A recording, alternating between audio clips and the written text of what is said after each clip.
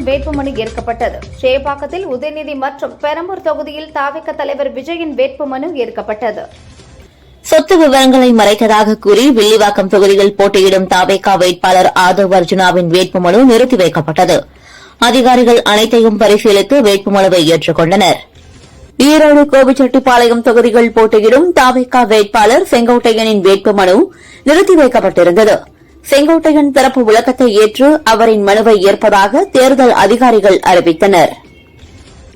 திருச்சி மாவட்டத்தில் உள்ள 9 சட்டசபை தொகுதிகளில் மொத்தம் 276 வேட்புமனுக்கள் தாக்கல் செய்யப்பட்டன. இதில் 85 மனுக்கள் நிராகரிக்கப்பட்டது. 191 பேரின் வேட்புமனுக்கள் ஏற்கப்பட்டன. தேர்தலில் திமுகவை மக்கள் வெளியேற்றுவர். சுத்த தலைவருக்கு சொந்தக்காரர் பழனிசாமி. நல்லவர்களை மக்கள் தேர்ந்தெடுக்க வேண்டும். இப்போது விட்டால் 5 ஆண்டுகளுக்கு தாக்குப்பிடிக்க முடியாது என பெரம்பலூர் அதிமுக வேட்பாளரை ஆதரித்து IGK நிறுவனர் பாரிவேந்தர் பேசினார். அடுத்த 48 மணி நேரத்திற்கு நீங்கள் எங்கிருக்கிறீர்களோ அங்கேயே இருங்கள் என ஈரானில் உள்ள இந்தியர்களுக்கு மத்திய அரசு எச்சரிக்கை விடுத்துள்ளது.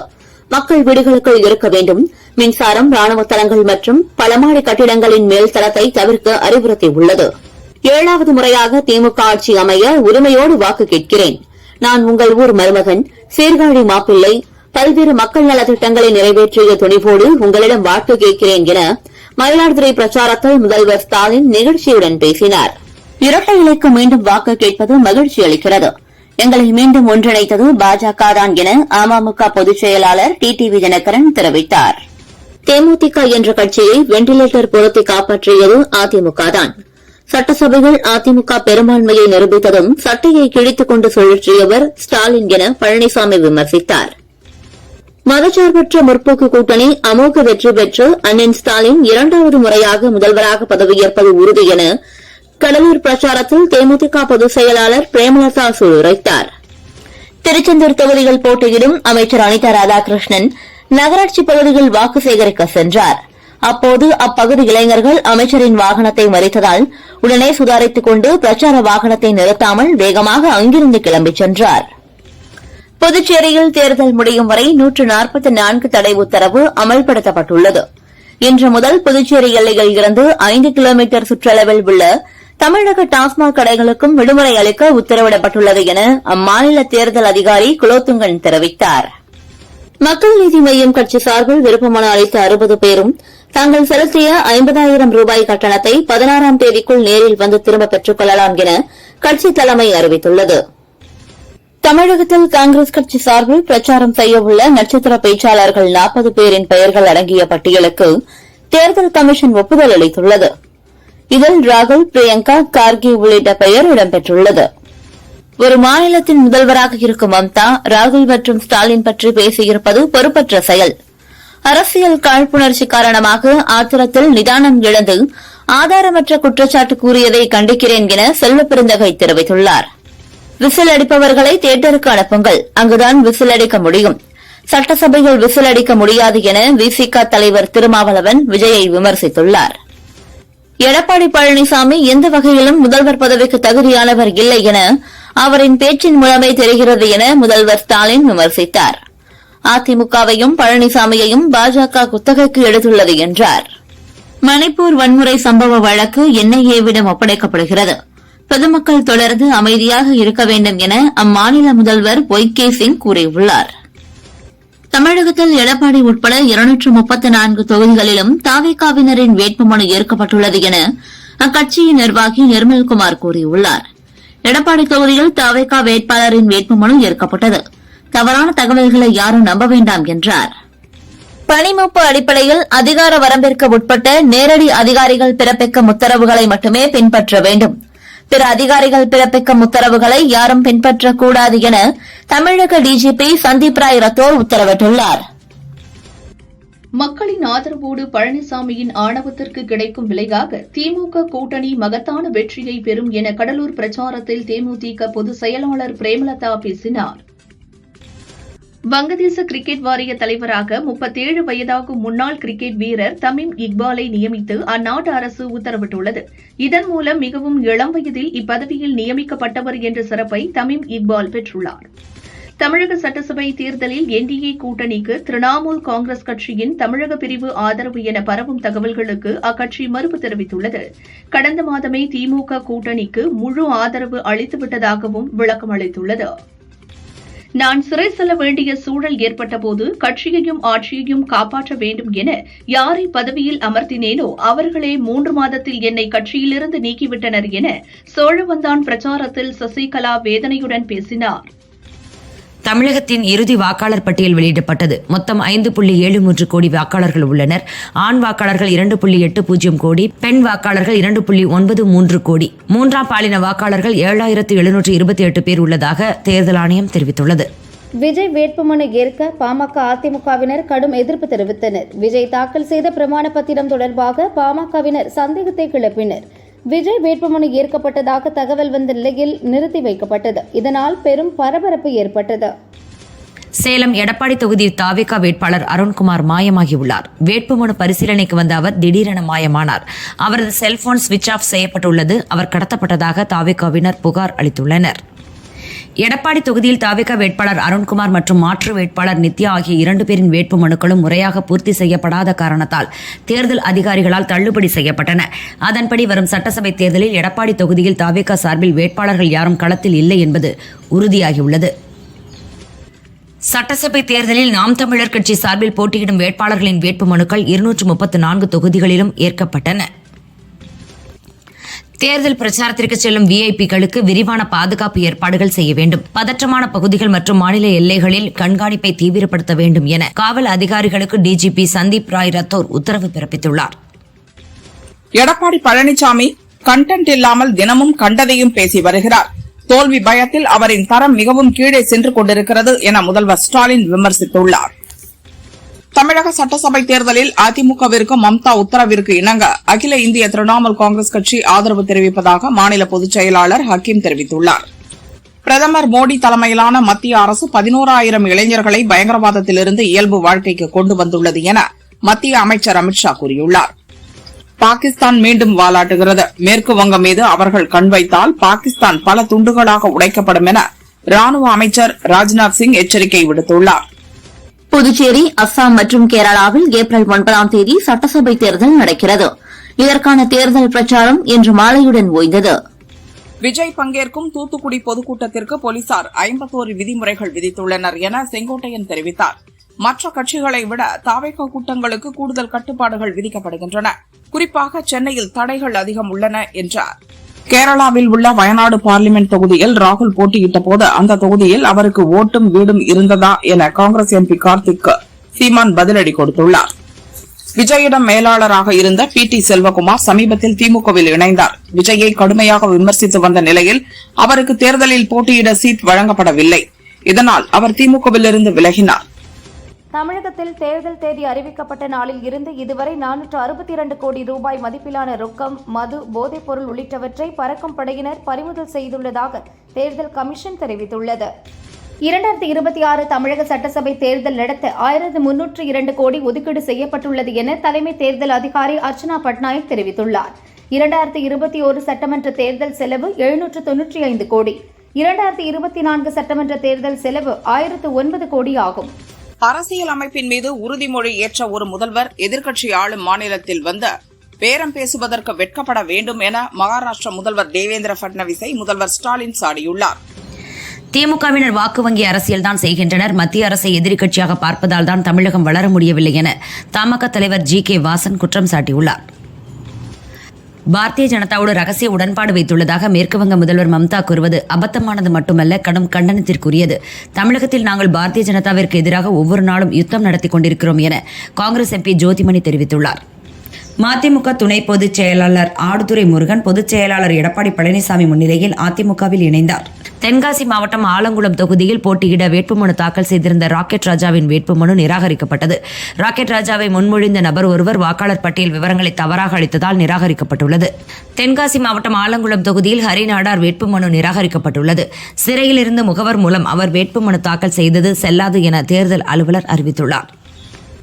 பல்வேறு வழக்கு விவரங்கள் மற்றும் தமிழகம், கேரளா என 2 மாநிலங்களில் வாக்குரிமை வைத்திருப்பதையும் மறைத்ததாக விளவங்கோடு தொகுதி காங்கிரஸ் வேட்பாளர் பிரவீனின் வேட்புமனு மீதான பரிசீலனை நிறுத்தி வைக்கப்பட்ட நிலையில் உரிய ஆவணங்கள் சமர்ப்பிக்கப்பட்டதை அடுத்து மனு ஏற்கப்பட்டது.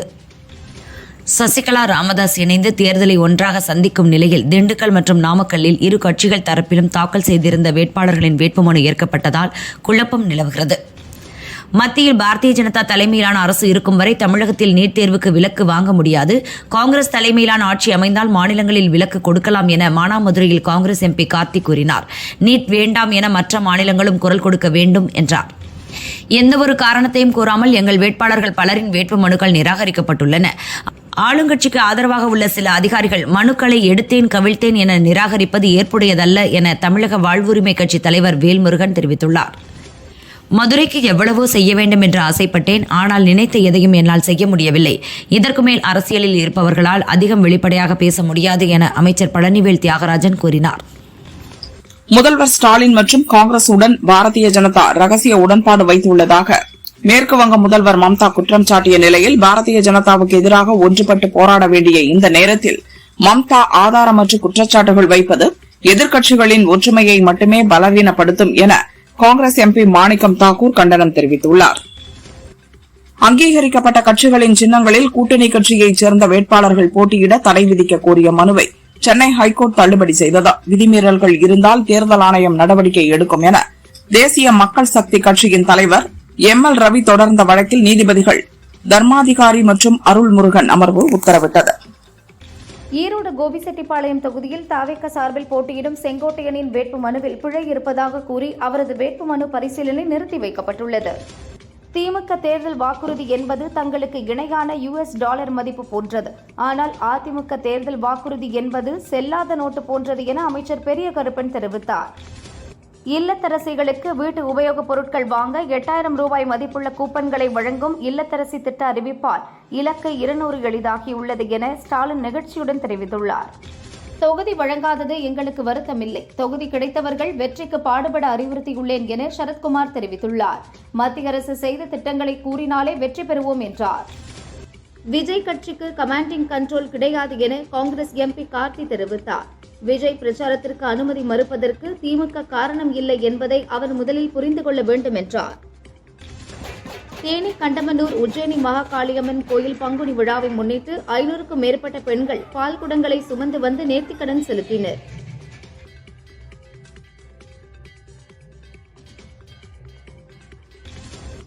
வில்லிவாக்கம் தொகுதியில் போட்டியிடும் தாவிக வேட்பாளர் ஆதவ் அர்ஜுனாவின் வேட்புமனு நிறுத்தி வைக்கப்பட்டுள்ளது. சொத்து விவரங்களை மறைத்துள்ளதாக கூறி முரளி வினோத் என்கிற சுயேட்சை வேட்பாளர் எதிர்ப்பு தெரிவித்துள்ளார். கவர்னரை வைத்தே புதுச்சேரியை ஆளலாம் என பாஜக நினைக்கிறது என உதயநிதி தெரிவித்தார். சட்டசபையில் எதிர்க்கட்சி வெளிநடப்பு செய்து பார்த்திருப்பீர்கள். ஆனால் தமிழகத்தில்தான் முதல் முறையாக கவர்னரை வெளிநடப்பு செய்துள்ளார் என்றார். சிதம்பரம் தொகுதியில் தாவிக வேட்பாளர் பாரியின் வேட்புமனு தள்ளுபடி செய்யப்பட்டது. மனுவில் எழுத்துப்பிழை மற்றும் முழுமையாக நிரப்பவில்லை என புகார் எழுந்த நிலையில் வேட்புமனு நிராகரிக்கப்பட்டுள்ளது. தமிழகத்தில் தேஜ கூட்டணியை விரட்டியடிக்கப் போவது போல புதுவையிலும் அந்த கூட்டணியை விரட்டி அடிக்கும் நேரம்தான் இந்த தேர்தல் என புதுச்சேரி பிரச்சாரத்தில் உதயநிதி பேசினார். குமரி மாவட்டத்தில் பாஜக போன்ற மதவாத சக்திகளை வேரூன்ற விடமாட்டேன், அந்த அளவிற்கு என் செயல்பாடு இருக்கும் என காங்கிரஸ் MLA ராஜேஷ்குமார் தெரிவித்தார். தமிழகத்தில் 234 சட்டசபை தொகுதிகளில் போட்டியிட 7600 பேர் வேட்புமனுக்கள் தாக்கல் செய்துள்ளனர். வேட்புமனு மீதான பரிசீலனை தொடங்கப்பட்டது. வேட்பாளர்களின் சொத்து விவரங்கள், குற்ற பின்னணி குறித்து ஆய்வு செய்யப்படும். முறையாக தாக்கல் செய்யாத மனுக்கள் தள்ளுபடி செய்ய வாய்ப்புள்ளது. மத்தியிலும் மாநிலத்திலும் ஒருமித்த கருத்துடைய ஆட்சி அமைந்தால் மட்டுமே மாநில வளர்ச்சி திட்டங்கள் செயல்படுத்த முடியும். கடந்த திமுக காங்கிரஸ் கூட்டணி ஆட்சியில் புதுச்சேரி மாநிலத்தில் எந்த நலத்திட்டங்களும் செயல்படுத்தவில்லை என முதல்வர் ரங்கசாமி நெடுங்காடு தொகுதி பிரச்சாரத்தில் பேசினார். பாரதிய ஜனதா MLA-வை தேர்ந்தெடுத்தால்தான் மதுரைக்கு மெட்ரோ கிடைக்கும் என பிளாக்மெயில் செய்வதும் பேரம் பேசுவதும் தான் மகாராஷ்டிரா முதல்வரின் வேலையா என ஸ்டாலின் கேட்டார். சாத்தான்குளம் வழக்கு தீர்ப்பை வரவேற்றுள்ள கமல், சாத்தான்குளம் வழக்கில் மனசாட்சியின்றி பேசிய ஆட்சியாளர்களுக்கும் தண்டனை வழங்க வேண்டும் என்றார். தமிழகம் இந்தியாவிலேயே வளர்கின்ற மாநிலங்களில் 11.19% வளர்ச்சியோடு முதன்மை மாநிலமாக உள்ளது என குன்னம் பிரச்சாரத்தில் உதயநிதி தெரிவித்தார். பகை நெருப்பை மூட்டுவதற்கு சமய மோதல்களை ஏற்படுத்தி இரத்த களரிகளை உருவாக்குவதற்கு பலத்த முயற்சிகள் நடக்கின்றன என கடையநல்லூர் பிரச்சாரத்தில் வைகோ பேசினார். தமிழகத்தின் பணக்கார வேட்பாளராக லால்குடி தொகுதியின் அதிமுக வேட்பாளர் லீமா ரோஸ் உள்ளார். கணவர் லாட்டரி அதிபர் மார்ட்டின் பெயரில் ரூபாய் 4159 கோடி, மகன் ஜோஸ் டெய்சன் மார்ட்டின் பெயரில் ரூபாய் 665 கோடி மற்றும் லீமா பெயரில் ரூபாய் 1048 கோடி சொத்து உள்ளதாக வேட்புமனுவில் கூறியுள்ளார். பெரம்பூர் சட்டசபை தொகுதியில் 2 ஜோசப், 2 விஜய், 3 ஜோசப் விஜய் என 66 பேர் வேட்புமனுக்கள் தாக்கல் செய்துள்ளனர். போதைப் பொருள் வழக்கில் கைதாகி ஜாமீனில் உள்ள ஜாஃபர் சாதிக் சொந்தமான இடங்களில் 2ஆம் நாளாக சோதனை நடக்கிறது. மயிலாப்பூரில் உள்ள வீட்டில் வருமான வரித்துறை, பறக்கும் படையினர் சோதனையில் ஈடுபட்டுள்ளனர். மயிலாடுதுறை சீர்காழியில் முதல்வர் ஸ்டாலின் நடைபயணம் சென்று மதிமுக வேட்பாளர் செந்தில் செல்வனுக்கு வாக்கு சேகரித்தார். உழவர் சந்தையிலிருந்து பழைய பேருந்து நிலையம் வரை நடந்து சென்றார். கோவை தெற்கு தொகுதியில் செந்தில் பாலாஜிக்கு மாற்று வேட்பாளராக அவரது தம்பி அசோக் குமார் வேட்புமனு தாக்கல் செய்தார். சிவகங்கையைச் சேர்ந்த காங்கிரஸ் மாநில பொதுச் செயலாளர் சுந்தர்ராஜனுக்கு தேர்தலில் போட்டியிட வாய்ப்பு வழங்கவில்லை. அதிருப்தியடைந்த சுந்தர்ராஜன் காங்கிரஸ் கட்சியின் மாநில பொதுச் செயலாளர் பதவி மற்றும் அடிப்படை உறுப்பினர் பதவியிலிருந்தும் விலகினார். ஓசூர் தொகுதியில் தாவேக வேட்பாளராக அறிவிக்கப்பட்ட அம்பரீஷ் வேட்புமனு தாக்கல் செய்யவில்லை. அவருக்கு பதில் வேந்தர் கரசன் என்பவர் மனு தாக்கல் செய்துள்ளார். ஆனால் இந்த வேட்பாளர் மாற்றம் எப்போது நடந்தது என்றே தெரியவில்லை.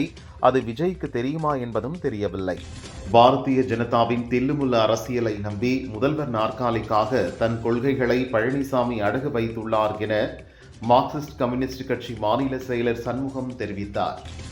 விருத்தாசலத்தில் போட்டியிடும் பிரேமலதா வெற்றி பெற விருத்தகிரீஸ்வரர் கோயிலில் துர்க்கை அம்மனுக்கு ராகு காலத்தில் சிறப்பு யாகம் நடந்தது. புதுமண தம்பதியருக்கு பிரேமலதா ஆசி வழங்கினார். அபுதாபி, சென்னை இடையே இயக்கப்படும் இண்டிகோ, எத்திஹாட் விமானங்கள் ரத்து செய்யப்பட்டுள்ளன. மேட்டூர் அணைக்கான நீர்வரத்து வினாடிக்கு 1492 கன அடியில் இருந்து 497 கன அடியாக குறைந்தது. அணையிலிருந்து குடிநீருக்காக திறக்கப்படும் நீரின் அளவு வினாடிக்கு 1200 கன அடியாக தொடர்ந்து நீடிக்கிறது. தங்கம் விலை சவரனுக்கு ரூபாய் 1040 குறைந்து சவரன் ரூபாய் 1,10,880க்கும் விற்பனையாகிறது. கிராமுக்கு 130 ரூபாய் குறைந்து 1 கிராம் 13,860 ரூபாய்க்கு விற்கப்படுகிறது. 1 கிராம் வெள்ளி விலை ரூபாய் 5 குறைந்து 255க்கு விற்பனை செய்யப்படுகிறது. பள்ளிக்கல்வித்துறையின் செயலற்ற தன்மையால் தமிழகத்தில் 8000க்கும் மேற்பட்ட தனியார் பள்ளிகளுக்கான புதுப்பித்தல் அங்கீகாரத்தை அரசு வழங்காததால் உட்கட்டமைப்பு மேம்படுத்துதல் உள்ளிட்ட நிர்வாக பணிகள் முடங்கியுள்ளன. சட்டசபை தேர்தல் காரணமாக சென்னையில் நடைபெறவுள்ள ஐபிஎல் போட்டிகளை வேறு தேதிக்கு மாற்றக் கோரிய வழக்கை சென்னை ஹைகோர்ட் தள்ளுபடி செய்தது. ஏற்கனவே நடந்து முடிந்த ஒரு போட்டியில் எந்த விதிமீறலும் இல்லை என கூறிய நீதிபதிகள் 2வது போட்டியையும் கண்டு ரசியுங்கள் என தெரிவித்தார். கோவை தொண்டாமுத்தூர் தொகுதியில் ஜெயராஜ் என்பவரின் வேட்புமனு நிராகரிக்கப்பட்டது. இதனால் அதிருப்தி அடைந்த அவர் ரோட்டில் படுத்து ஆர்ப்பாட்டம் செய்தார். போலீசார் அவரை அழைத்துச் சென்று சமாதானம் செய்தனர். புதுச்சேரியில் தேர்தல் நாளான வரும் 9ஆம் தேதி ஜிப்மர் மருத்துவமனையின் வெளிப்புற நோயாளிகள் பிரிவு இயங்காது என மருத்துவமனை நிர்வாகம் அறிவித்துள்ளது. அவசர பிரிவு சேவைகள் அனைத்தும் வழக்கம் போல் இயங்கும் என்றும் தெரிவித்துள்ளது. விழுப்புரம் ரயில் நிலையம் அருகே ரயில் எஞ்சின் ஒன்று தண்டவாளத்திலிருந்து தடம் புரண்டது. மீட்புப் படையினர் விரைந்து சென்று எஞ்சினை மீட்கும் பணியில் ஈடுபட்டனர். தென்காசி மாவட்டம் மருதம்புத்தூரில் கள் வியாபாரி மணிகண்டனை போலீசார் சுட்டுப் பிடித்தனர். கள் விற்பனை தொடர்பாக விசாரிக்க சென்ற போலீசாருடன் வாக்குவாதத்தில் ஈடுபட்டு தாக்க முயன்றபோது போலீசார் தற்காப்புக்காக சுட்டதாக தகவல்கள் வெளியாகியுள்ளது. காயமடைந்த மணிகண்டன் நெல்லை அரசு மருத்துவமனையில் சேர்க்கப்பட்டார். மணிப்பூரில் நிலவும் சட்டம் ஒழுங்கு சூழலை கருத்தில் கொண்டு இம்பால் உள்ளிட்ட 5 முக்கிய மாவட்டங்களின் இணைய சேவை தற்காலிகமாக நிறுத்தப்பட்டுள்ளது. சோசியல் மீடியாக்கள் மூலம் வதந்திகள், வன்முறையை தூண்டும் வீடியோக்கள் பரப்பப்படுவதை தடுக்க இந்த நடவடிக்கை எடுக்கப்பட்டுள்ளதாக அம்மாநில அரசு விளக்கமளித்துள்ளது. ஏர் இந்தியா விமான நிறுவனத்தின் முதன்மை செயல் அதிகாரி மற்றும் நிர்வாக இயக்குநர் கேம்பல் வில்சன் தனது பணியை ராஜினாமா செய்துள்ளார். போர் காரணமாக விமான எரிபொருள் விலையை எண்ணெய் நிறுவனங்கள் உயர்த்தியதை அடுத்து நாளை முதல் விமான கட்டணம் உயர்த்தப்படும் என்று ஏர் இந்தியா நிறுவனம் அறிவித்துள்ளது. டிக்கெட் கட்டணத்தில் எரிபொருள் சர்சார்ஜாக வசூலிக்கப்படும் தொகையை ஏர் இந்தியா உயர்த்தியுள்ளது. தலைமை தேர்தல் ஆணையர் ஞானேஷ்குமாரை பதவி நீக்கம் செய்யக்கோரி எதிர்க்கட்சிகள் கொண்டு வந்த தீர்மானம் எந்த காரணமும் கூறப்படாமல் இரு அவைகளிலும் நிராகரிக்கப்பட்டுள்ளது. மக்களவை சபாநாயகர் ஓம் பிர்லா மற்றும் மாநிலங்களவை சபாநாயகர் CP ராதாகிருஷ்ணன் ஆகியோர் நோட்டீஸை நிராகரித்துள்ளனர். ஆந்திராவின் புதிய தலைநகராக அமராவதியை அறிவித்து மாநில அரசு அரசிதழ் வெளியிட்டுள்ளது. ஆந்திர மக்களின் இந்த நீண்டகால கனவு நிறைவேறியுள்ளது. திருக்குறுங்குடி ஸ்ரீ சுவாமி அழகிய நம்பிராயர் தேவஸ்தான கோயில் பங்குனி திருக்கல்யாண பிரம்மோற்சவ விழாவில் 5 கருட சேவை விமரிசையாக நடந்தது.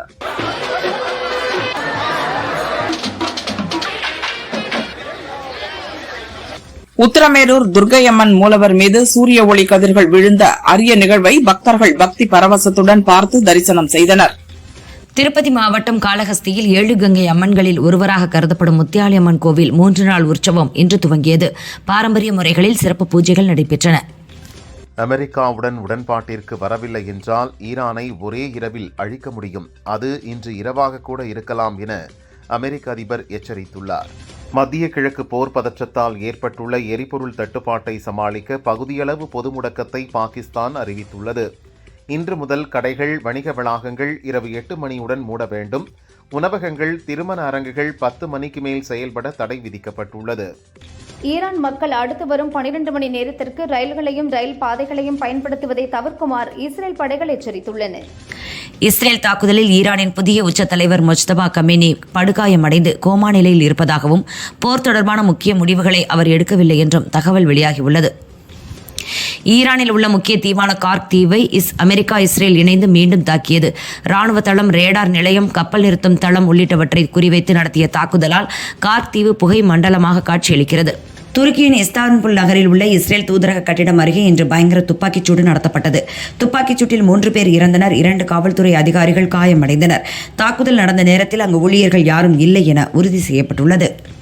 ஈரானை இன்றிரவு முழுமையாக அழிக்கப் போகிறோம். அது மீண்டும் ஒருபோதும் உயிர் பெறாது. ஈரானின் 47 ஆண்டுகால மிரட்டல் மற்றும் ஊழல் இன்றுடன் முடிவுக்கு வரும்.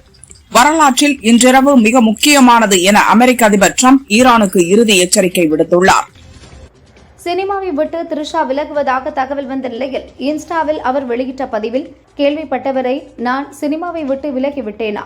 ஒரு பணக்கார தொழிலதிபரை திருமணம் செய்து நேற்றுடன் 2 வயதை எட்டிய 4 குழந்தைகளை வளர்க்கிறேனா? வேறு ஏதாவது சேர்க்கணுமா? அல்லது இன்றைய கற்பனை கதைக்கான ஒதுக்கீடு இத்துடன் முடிந்ததா என்று த்ரிஷா காட்டமாக பதிவிட்டுள்ளார். உமாபதி ராமையா இயக்கத்தில் நட்டி நடராஜ் நடித்துள்ள TN 2026 படம் ஏப்ரல் 10 ரிலீஸ் ஆகிறது. இப்பட ட்ரெய்லர் காட்சிகள் நடிகர் விஜயை கிண்டல் செய்வதாக சர்ச்சை எழுந்தது. இந்நிலையில் தேசிய மக்கள் சக்தி கட்சியை சேர்ந்த ரவி என்பவர், அரசியல் சார்ந்த சில விஷயங்கள் படத்தில் உள்ளன, அது தமிழக சட்டசபை தேர்தலில் ஒரு தாக்கத்தை ஏற்படுத்தலாம். தேர்தல் முடியும் வரை TN 2026 படத்தை வெளியிடுவதை நிறுத்தி வைக்கணும். விஜயின் ஜனநாயகன் படத்தை வெளியிட அனுமதிக்காத போது இப்படத்தை வெளியிடுவது சரியல்ல என்று பொதுநல வழக்கு தொடர்ந்துள்ளார். வெற்றிமாறன் இயக்கத்தில் சிலம்பரசன் நடிக்கும் அரசன் படத்தின் படப்பிடிப்பு நிறுத்தி வைக்கப்பட்டதற்கு இயக்குநரும் சிம்புவின் தந்தையுமான டி ராஜேந்தர் கண்டனம் தெரிவித்துள்ளார். வெந்து தணிந்தது காடு படத்தின் போது தொடுக்கப்பட்ட வழக்கை வைத்துக் கொண்டு தமிழ் திரைப்பட தயாரிப்பாளர்களும் தென்னிந்திய திரைப்பட தொழிலாளர்கள் சம்மேளனமும் இணைந்து அரசன் படப்பிடிப்பை நிறுத்தி வைத்துள்ளதாக குற்றம் சாட்டியுள்ளார். பாலிவுட் மட்டுமல்லாது தென்னிந்தியாவிலும் பிரபலமான பாடகி ஸ்ரேயா கோஷல் தற்போது தெற்கு மும்பையில் வோர்லி பகுதியில் சுமார் 29 கோடியே 7 லட்சம் ரூபாய் மதிப்புள்ள அபார்ட்மெண்ட் ஒன்றை வாங்கியுள்ளார். 5000 சதுர அடியில் 2750 சதுர அடி கட்டுமானம் கொண்ட 3 கார் பார்க்கிங் வசதி கொண்ட வீடு இது. இதற்காக 1 கோடியே 78 லட்சம் ரூபாய் அவர் முத்திரை கட்டணம் செலுத்தியுள்ளார். பிரியதர்ஷன் இயக்கத்தில் அக்ஷய்குமார், தபு, வாமிகா கபி உள்ளிட்டோர் நடிப்பில் ஏப்ரல் 16 வெளியாகும் ஹிந்தி படம் பூத் பங்களா. இப்பட விழாவில் பேசிய தயாரிப்பாளர் ஏக்தா கபூர், அக்ஷயை வைத்து முதலில் ஒரு படத்தை தயாரித்தேன், சரியாக போகவில்லை. அக்ஷய் என்னை அழைத்து ஒரு தொகையை நஷ்ட ஈடாக தந்தார். என் 30 ஆண்டு சினிமாவில் இப்படி ஒரு நடிகரை பார்த்தது இல்லை என்றார். உடனே அங்கிருந்த நடிகை தபு, நாம் பணியாற்றிய குரு படம் வெற்றி பெற்றது, அதன் லாபத்தில் எப்போ பங்கு தர போறீங்க என ஏக்தாவிடம் ஜாலியாக கேட்டார். தெலுங்கில் வரவேற்பை பெற்ற கோர்ட் படம் தமிழில் தியாகராஜன் இயக்கம், தயாரிப்பில் அவரது மகன் பிரசாந்த் நடிப்பில் ரஞ்சன் என்ற பெயரில் உருவாகிறது. தயாரிப்பாளர் கதிரேசன் மகன் ஹரி, நடிகை தேவயானி மகள் பிரியங்காவும் நடிக்கின்றனர். பிரசாந்த் கூறுகையில், இதில் நடிப்பவர்கள் தொழில்நுட்ப கலைஞர்கள் அனைவரும் எங்களுக்கு நெருக்கமானவர்கள், அதுவே படத்திற்கு பலம். இப்படி ஒரு அணியை கொண்டு வந்த அப்பாவிற்கு நன்றி. அதிக பொருட்செலவில் உருவாகும் இந்த படம் கண்டிப்பாக அனைவரும் ரசிக்கும் ஒரு தரமான படமாக இருக்கும் என்றார்.